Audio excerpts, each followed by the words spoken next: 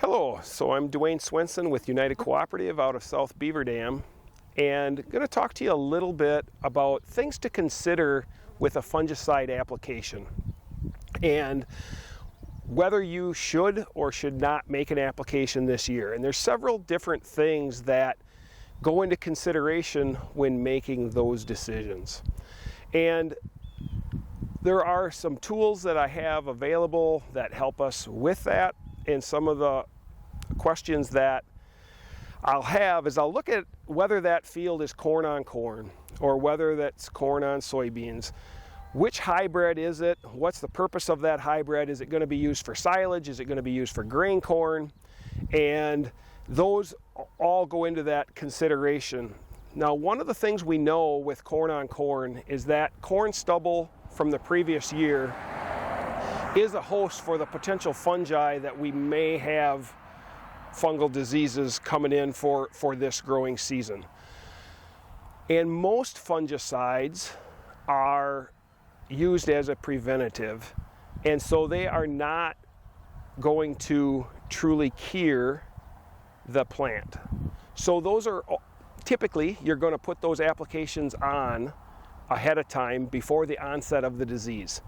So as much as I'd say go look at the corn and look at and see whether you have a disease, in most cases you're going to need to put that fungicide on prior to the onset of a disease. So there's other factors that you're going to want to consider. With that, all of the different brands that we carry at United Cooperative will give us information as far as their response to fungicide score. With that, there'll be a high, moderate, or low response. So with that, for example, Crop Plan 3909 has a high response to fungicide, while Crop Plan 4188 has a moderate response to fungicide. So those are some things that I would be looking at. If I'm putting that corn on corn and it's a high response to fungicide, that would be a consideration that I would highly recommend you use fungicide in that case. With other brands like DeKalb, for example, 5464 has a low response to fungicide. 4754 has a high response to fungicide. So again, those are some popular hybrids that we are using, and you may want to consider a fungicide with those hybrids as well. The other one that I wanted to touch on is kind of a new name. You may hear Brevant or Brevant. That is going to be the new offering from Corteva that's going to replace the Mycogen and has been a very popular silage hybrids for us with the BMR and the Unified. A lot of those hybrids have a high response to fungicide. So what does all this mean? High response, low response to fungicide. It's basically data that we have available to us from the answer plot where all of these hybrids are replicated and that data is tested, or those hybrids are tested, and you then can try to determine the likelihood of a positive return on investment. So some data from 2019 answer plots. Last year, all hybrids averaged 16.1 bushel positive yield increase.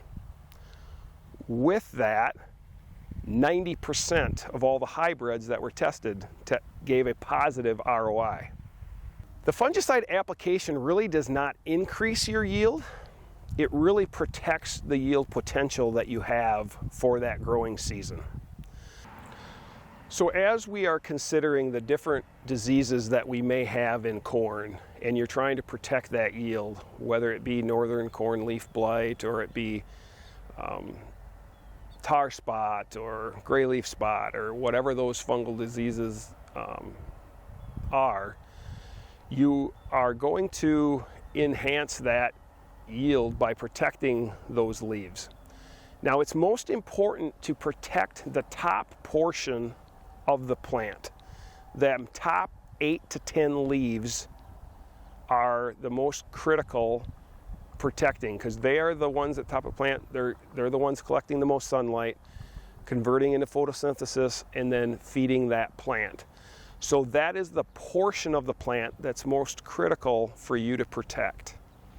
With that, then I'm going to just talk a little bit about the timing of application. So a lot of the fungicide labels will be VT to R2 or through R2.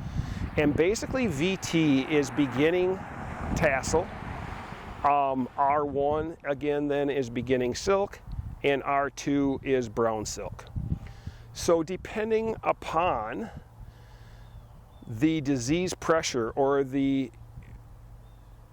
when you're trying to protect that plant, most fungicides are going to protect that plant for 14 to 21 days. It's going to take approximately 60 days to go from silk to black layer, which will be maturity. So I typically am wanting to time approximately an R1 timing on this fungicide treatment. And part of the reason is not every single cornfield is exactly the same growth stage. You may have some of it is in full tassel, but then some is in full silk, and you can still catch the majority of that field then with having that bit of window of application timing. But again, I'm looking at where that corn plant is at. If I see no disease coming in and I'm going to want to wait a little bit longer, R1, maybe beginning of R2, mid brown silk before I make my fungicide application. However, if tar spot's coming in a little bit early and I'm at tassel, I'm going to go ahead and recommend that you make that application and try to protect as much of that plant as you can. So the other thing to consider is harvestability, or protection against stalk rots and increased standability at harvest is another benefit from fungicide application. Doesn't directly have a correlation with potential disease in the field, but we also do have protection, for example, anthracnose, stalk rot, and so those then in itself can make harvesting a lot faster and have a lot less lodging issues at harvest. Now, if you've decided that you're going to make a fungicide application, there's some other things that I'd be looking at. One, I'd be looking at, do I have insects? Do I have corn rootworm beetles chewing on the silks? Do I have Japanese beetles chewing on the silks? Because that gives you an opportunity to tank mix an insecticide with your fungicide in that same pass. Now, I know with different areas, you're probably working with different aerial applicators, and they have different criteria that they're using as far as what they will and won't put in the tank mix. But if you can, the surfactant of choice with a fungicide would be Master Lock. And with Master Lock, that helps you get coverage down into that canopy and cover more of that plant as far as that fungicide application. The other thing that aids at silking would be boron. If you can get a boron application on at tassel, that helps with silking, helps with kernel development, and all of those things help you protect the yield potential that you would have for that growing season. So with all of these different products, there are different fungicide products that we use and hybrids. If you have any questions on any of the response to fungicide scores or how a potential hybrid that you planted would have the likelihood of responding to a fungicide or not, you may call any one of the United Cooperative local sales agronomists in your area, and they'd be happy to help.